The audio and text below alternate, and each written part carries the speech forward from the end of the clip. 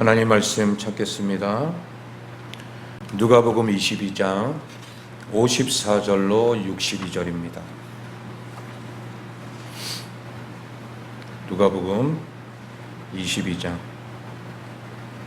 54절로 62절 함께 합독합니다. 예수를 잡아 끌고 대제사장의 집으로 들어갈새 베드로가 멀찍이 따라가니라. 사람들이 뜰 가운데 불을 피우고 함께 앉았는지라. 베드로도 그 가운데 앉았더니 한 여종이 베드로의 불빛을 향하여 앉은 것을 보고 주목하여 이르되 이 사람도 그와 함께 있었느니라 하니 베드로가 부인하여 이르되 이 여자여 내가 그를 알지 못하노라 하더라. 조금 후에 다른 사람을 보고 이르되 너도 그 도당이라 하거늘 베드로가 이르되 이 사람아 나는 아니로다 하더라. 한 시간쯤 있다가 또 한 사람이 장담하여 이르되 이는 갈릴리 사람이니 참으로 그와 함께 있었느니라. 베드로가 이르되 이 사람아 나는 내가 하는 말을 알지 못하노라고 아직 말하고 있을 때에 닭이 곧 울더라.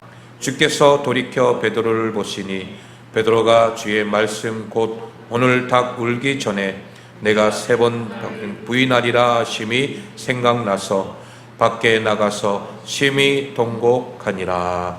아멘. 할렐루야. 오늘 말씀은 흔들리지 않는 믿음을 가지라 라는 말씀 제목으로 함께 은혜 나누겠습니다. 계속해서 우리가 베드로를 함께 말씀을 나누고 있습니다. 하나님 예수님께서 베드로를 부르셨을 때와 또 베드로가 주님과 함께 제자됨으로 인하여 그 생활 속에서 온전한 신앙 고백과 그리고 오늘 본문의 핵심적인 말씀 내용 중에서 특별히 예수님을 3번씩이나 부인한 그 내용이 오늘 본문에 기록되어 있습니다. 여러분 사람이 살아가다 보면 항상 좋은 일만 있고 잘하는 일만 있는 게 아니에요. 때로는 실수할 때도 있고 넘어지기도 하고 또 좌절해서 더 이상 앞을 내다보지도 못할 때도 있는 거예요. 그러나 그것이 인간이기 때문에 주님께서 우리에게 찾아와 주시고 또한 그 주님의 놀라운 은혜 안에서 우리가 회복되어지는 줄로 믿습니다. 그게 바로 우리 그리스도인들이에요. 믿음의 사람들이라는 거예요. 그런 세상 사람들은 내가 힘들고 어려울 때 또한 그것으로 인하여서 넘어지기도 하고 쓰러지기도 하지만은 회복되기가 참 쉽지가 않아요. 회복된다 할지라도 그 시간이 굉장히 오래된 시간을 할애하게 된다라는 거죠. 그것도 내가 노력해야지만이 그게 가능하지만 그러나 여러분 우리 그리스도인들 하나님의 자녀들은 힘들고 어려울 때마다 내가 찾는 분 누구입니까? 우리 주님이 계시죠. 주님이 계시기 때문에 우리는 얼마든지 다시 일어서서 하나님 주신 회복의 은혜를 누리게 될 줄로 믿습니다. 오늘 베드로도 우리가 잘 알다시피 넘어졌어요. 쓰러졌습니다. 실패했습니다. 그 내용이 오늘 본문의 내용입니다. 그러나 흔들리지 않는 믿음을 갖기 위해서 우리가 이 베드로를 반면교사 삼아서 우리 또한 하나님의 은혜 안에서 날마다 굳건히 서서 주만 바라보기를 소망합니다. 자신의 약점을 강점으로 만드는 사람들이 있어요. 특히 영화배우 존 크로포드라고 하는 사람이 있는데 이 사람은 자신의 약점을 강점으로 만든 사람입니다. 빛나는 주연은 아니었지만 자신에게 맡겨진 배역을 훌륭히 소화하며 헐리우드에서 40년이 넘는 경력을 쌓았습니다. 존의 어린 시절만 보면 이 사람은 결코 배우가 될 수 없는 사람이었습니다. 그녀의 아버지는 존이 태어난 직후 가족을 버리고 떠나버렸어요. 그녀는 평생 아버지를 모르고 살았다라는 거예요. 존은 어머니부터 또 매를 맞으며 자랐습니다. 존의 어린 시절은 체벌과 배신, 버림받음의 연속이었다라는 거죠. 이것은 그녀에게 굉장히 큰 상처를 남겼습니다. 그 덕분에 그녀는 과민하고 여리디 여린 성격의 소유자가 되었습니다. 또 사랑에 대한 절실함이 남달랐다라는 거죠. 왜? 사랑받지 못했기 때문에. 그녀는 이러한 자신의 약점을 카메라 앞에서 연기로 쏟아내었어요. 그 결과 헐리우드의 감독들이 함께 일하고 싶은 배우로 성장하게 되었다라는 거예요. 여러분, 상처는 별이 된다라고 하는 말이 있죠. 상처를 빛나는 별로 만들기 위해서는 상처를 딛고 일어서는 용기가 필요하다라는 거예요. 예수님을 모른다고 부인한 오늘 본문의 베드로는 씻기 힘든 상처를 입었습니다. 베드로가 예수님을 부인한 이유가 무엇입니까? 베드로는 상처를 어떻게 또 빛나는 별로 만들 수 있었습니까? 그 첫 번째는 분명한 자기 정체성을 가지라라는 거예요. 예수님은 로마 병사들에게 잡히시기 전에 베드로에게 오늘 분명하게 말씀하셨어요. 누가복음 22장 31절로 32절 말씀 우리 함께 보겠습니다. 시작. 시몬아 시몬아, 보라, 사탄이 너희를 밀가부르듯 하려고 요구하였으나 그러나 내가 너를 위하여 내 믿음이 떨어지지 않기를 기도하였으니 너는 돌이킨 후에 내 형제를 굳게 하라. 아멘. 이렇게 주님 말씀하셨어요. 예수님은 베드로가 믿음으로 무장하기를 원하셨다라는 거예요. 아까 읽었던 말씀처럼 내 믿음이 떨어지지 않기를 기도하였나니, 믿음이 떨어지지 않기를. 이 말은 예수님이 이미 베드로가 믿음이 떨어질 걸 알고 계셨다는 거죠. 예수님의 제자라는 정체성을 잊지 않고 살아가기를 바랬습니다.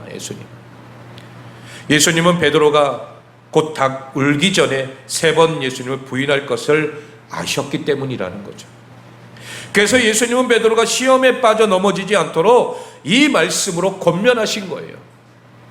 믿음이 떨어지지 않고 흔들리지 않게. 그러나 베드로는 주님의 말씀을 이해해요, 못해요? 이해하지 못합니다.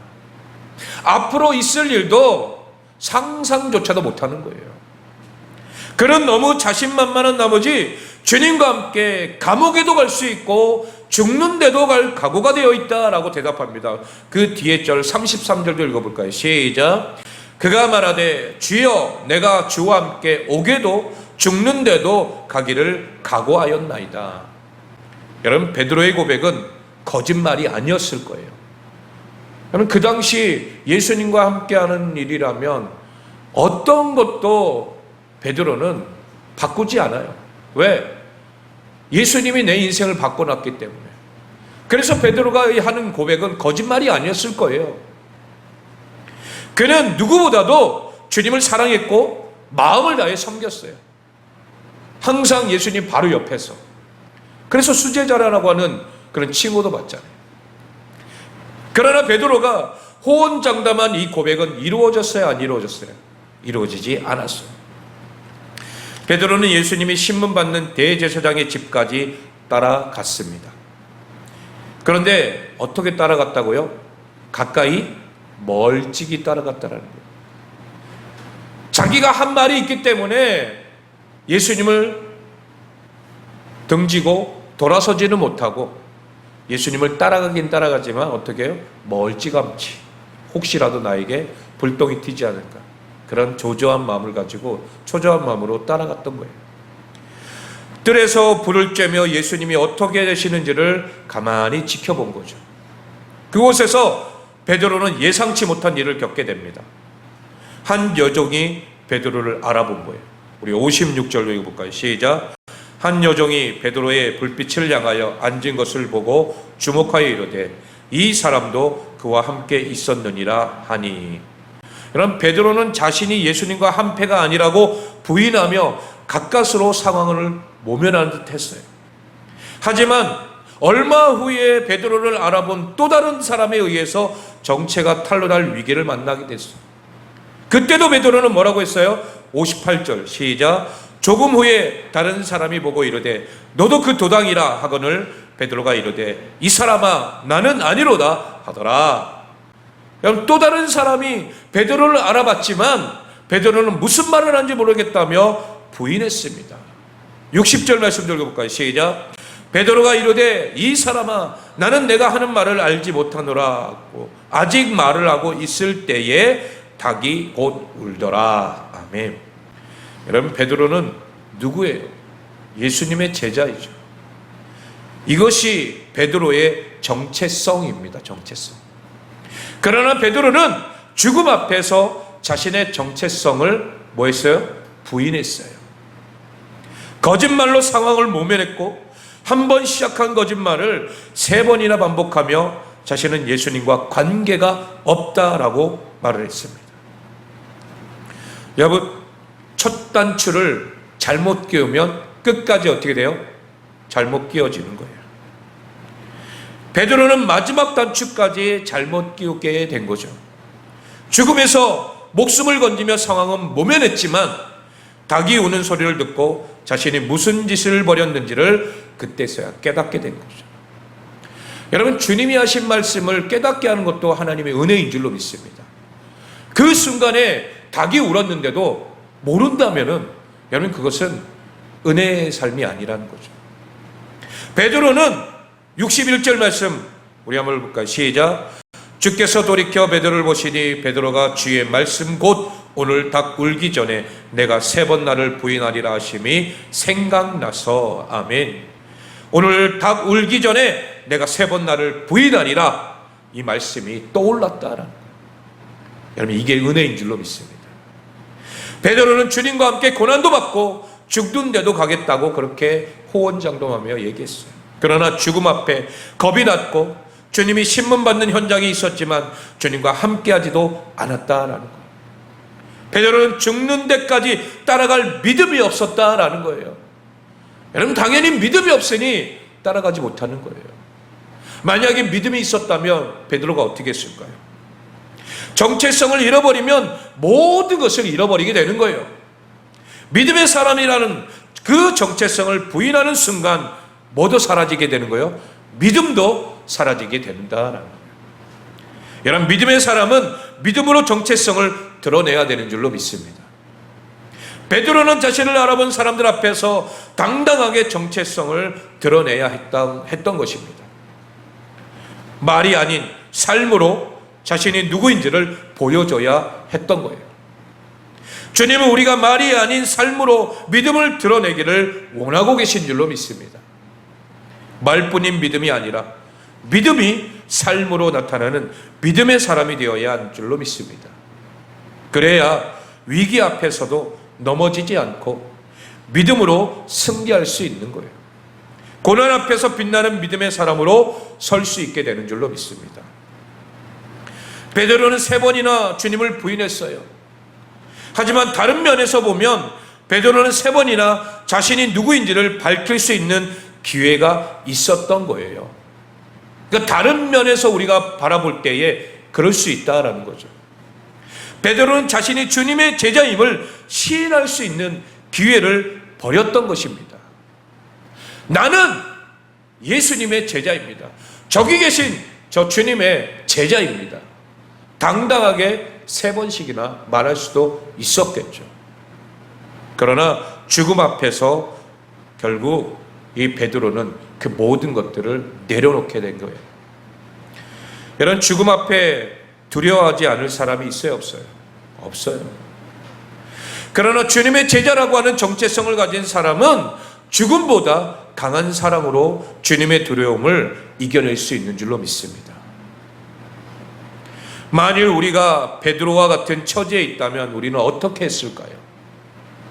호언장담했던 대로 주님과 함께 고난도 받고 죽는데도 함께하는 선택을 하는 사람도 있겠지만 이 베드로와 같이 죽음의 두려움에 사로잡혀 예수님을 부인하는 사람도 있을 거라는 거예요. 여러분, 나는 어디에 속할까요? 우리도 지금 이 자리에서 당당히 말할 수가 없어요. 주님의 제자라고 하는 정체성을 잊지 않기를 바랍니다. 주님의 제자는 주님이 책임져 주신다고 하는 약속을 잊지 않기를 바랍니다. 믿음으로 성도가 누구인지를 세상 가운데 보여줄 수 있는 복된 주의 백성들 되기를 소망합니다. 두 번째로는 죽으면 죽으리라는 믿음으로 살라라는 거예요. 사람마다 자신이 머물러야 할 자리가 있어요. 제자의 자리에는 스승의 곁입니다. 주님의 제자 베드로는 예수님 곁에 있어야 한다라는 거예요. 그러나 베드로는 어디에 있었어요? 멀찍이 떨어져 있었죠. 주님 곁이 아닌 무리 곁에서 자신의 정체성을 숨기고 있었다라는 거예요. 무리 곁에 있는 베드로는 물불을 안 가리던 제자의 모습이 아니었습니다.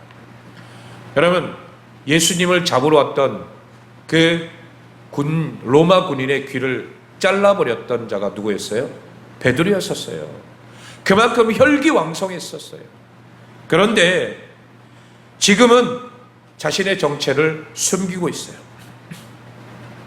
신문당하는 예수님을 구경하기 위해 모인 그 구경꾼 중에 하나가 되어버린 거예요.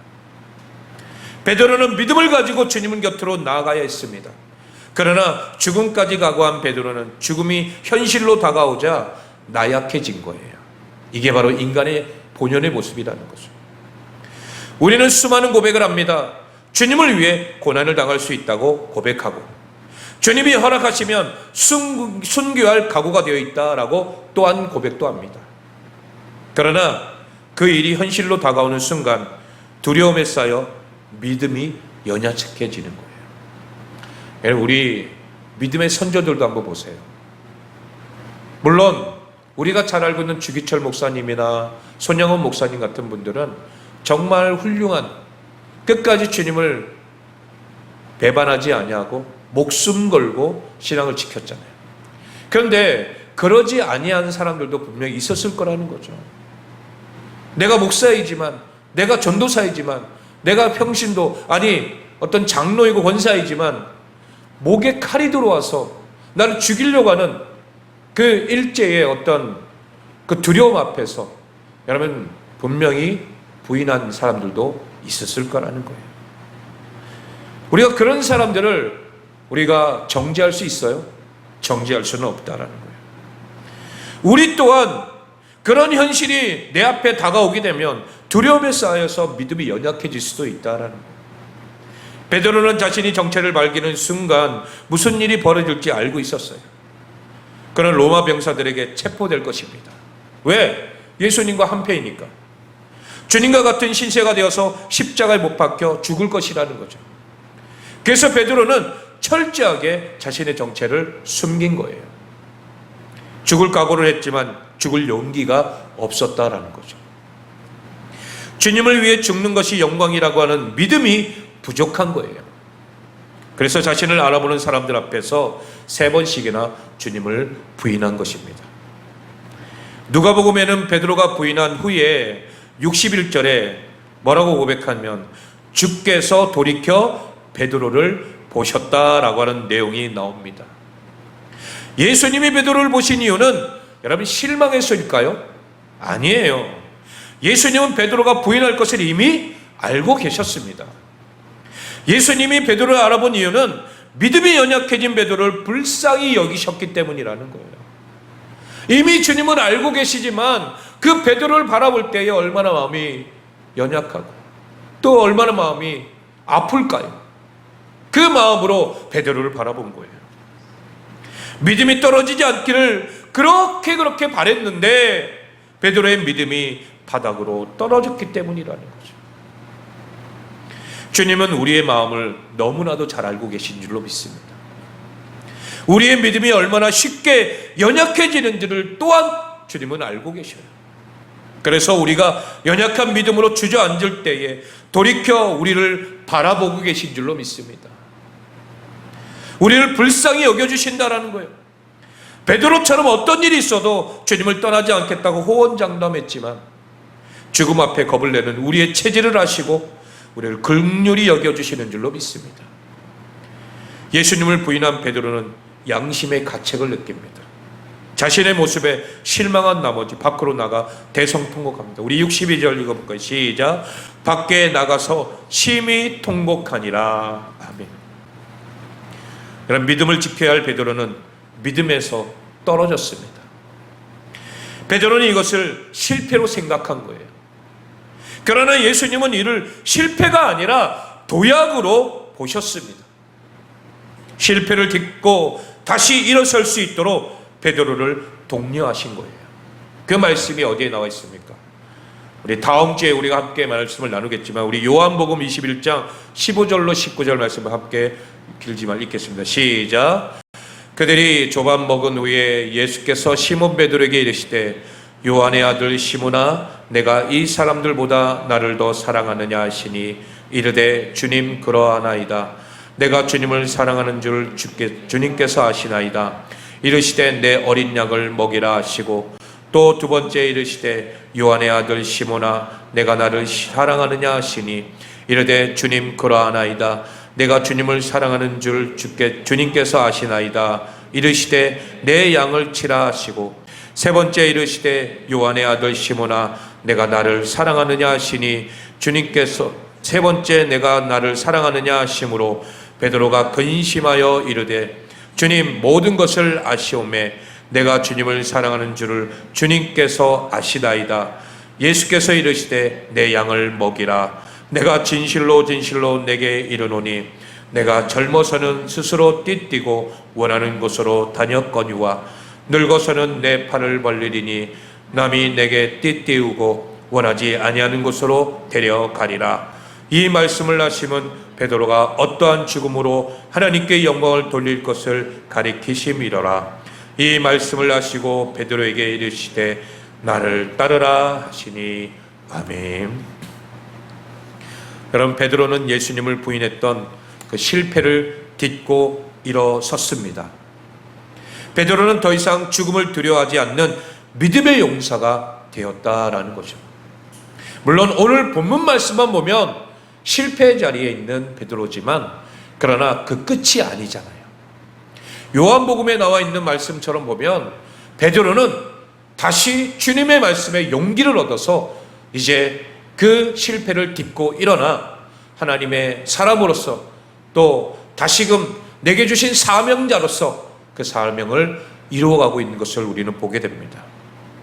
전승에 의하면 베드로는 복음을 전하다 붙잡혀 십자가형에 처했다고 합니다. 그것도 어떻게 해요? 거꾸로 십자가에 매달려 죽었다라고 말합니다. 베드로는 사형장에서 자신과 같은 존재는 감히 예수님과 같은 모습으로 죽을 수 없다며 자진해서 거꾸로 십자가에 매달려 처형당했다고 합니다. 여러분 이런 믿음의 사람이 된 거죠. 이것이 바로 하나님께서 주신 믿음의 놀라운 능력인 줄로 믿습니다. 일제강점기 때에 많은 성도들이 감옥에 갇히고 순교를 당했습니다. 그들은 예수님을 믿지 않으며 살려주겠다고는 그 말에 회유당하지 않고 고난받기를 즐거워했다라는 거예요. 죽는 것을 영광으로 여겼다라는 거예요. 죽으면 죽으리라는 믿음으로 당당하게 맞섰습니다. 주님을 부인하지 않고 끝까지 믿음으로 맞선 신앙의 선배들처럼 어떤 상황 속에서도 흔들리지 않는 그 믿음으로 서는 우리 믿음의 용사들이 되기를 소망합니다. 여러분 그래서 오늘 베드로처럼 우리가 먼저 하나님 앞에서 실패하지 않기 위해서는 우리 안에 뭐가 있어야 돼요? 하나님 주신 믿음이 있어야 될 줄로 믿습니다. 그래서 상처를 빛나는 별로 만들었던 베드로처럼 우리의 연약한 믿음을 빛나는 믿음으로 만들어가는 복된 주의 자녀들 되시길 예수 그리스도의 이름으로 축원합니다.